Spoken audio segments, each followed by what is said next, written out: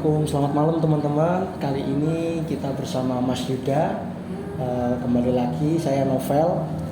Kali ini kita bersama Mas Yuda ya teman-teman. Beliau itu adalah public relationnya dari generasi Bank Indonesia di kampus UIN Wali Songo Semarang. Halo Mas Yuda. Halo.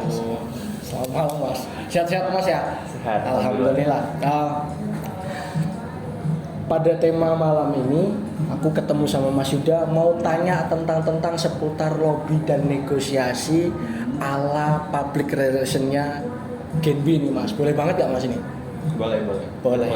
Oke. Jadi gini Mas, mau dong diceritain Mas tuh jadi public relationnya di Genbi itu udah berapa tahun gitu, udah berjalan berapa tahun? Langsung nih. Iya langsung lah. Ya, jadi public relation di Genbi Generasi Baru Indonesia itu komunitas beasiswa Bank Indonesia untuk di UIN Wali Songo Semarang itu hampir setahun jalan. Hampir setahun jalan gitu. Boleh dong Mas diceritain Mas itu pengalamannya selama jadi public relation di Genbi itu punya pengalaman dalam berlobby dan negosiasi itu gimana gitu, diceritain gitu. Oke, secara naratif berarti? Ya, secara naratif Mas, diceritain. Ya, karena ini ya, kebetulan aku di posisi di Korkom, koordinator komisariat khusus di UIN Wali Songo Semarang. Nah, itu posisi jabatannya itu sebagai PR. Nah, untuk lobby dan negosiasinya itu sebenarnya sederhana banget karena kita cuman berhadapan sama satu stakeholder kan. Itu cuman sama pimpinan dari pengurus beasiswa Bank Indonesia di regional Jawa Tengah. Jadi sebenarnya kita melobi itu doang sih, kayak misalnya kita lagi ngadain event di UIN Wali Songo atau di luar, atau misalnya kita pengen kolaborasi dengan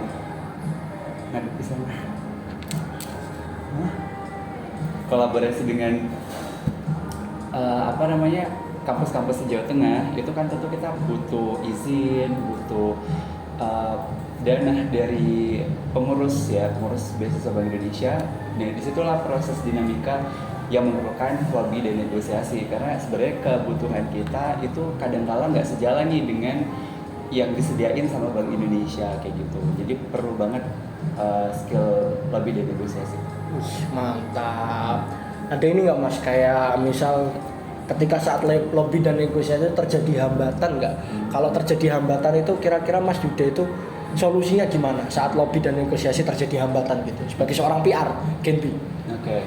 Sebenarnya kalau dari sisi hambatan itu sejalan banget sama teori Laswell ya, dimana kalau misalnya medium atau channelnya itu kita nggak ketemu yang pas, itu menghambat banget.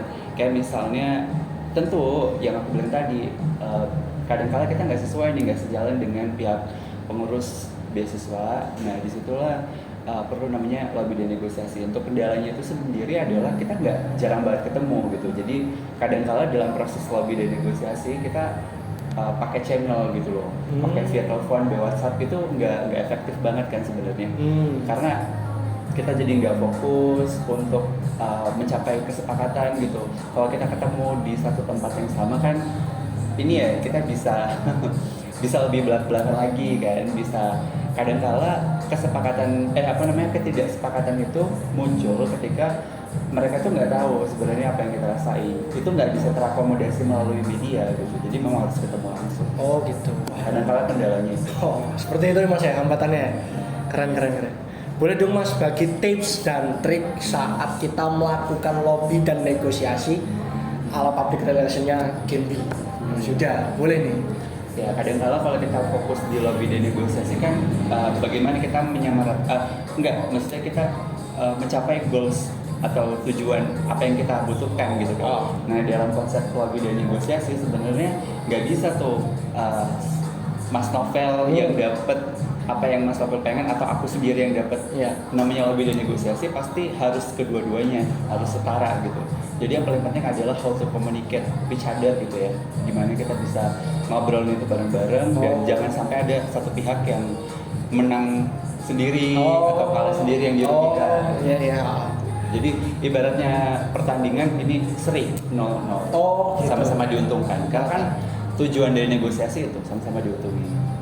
Mantap sekali, thank you Mas Yuda. Menarik sekali kita sudah membahas tentang lobby dan negosiasi, mulai dari sejarahnya Mas Yuda menjadi seorang PR, kemudian cerita-ceritanya juga dia sedang melakukan lobby dan negosiasi, kemudian solusi-solusi hambatan saat menghadapi lobby dan negosiasi, dan yang terakhir tadi menarik juga kita dikasih tahu tips dan trik cara melakukan lobby dan negosiasi public relation Genbi ala Mas Yuda. Oke, sekian mungkin konten wawancara pada hari ini bersama public relation Genbi Win Walisongo, tentunya dengan Mas Yuda.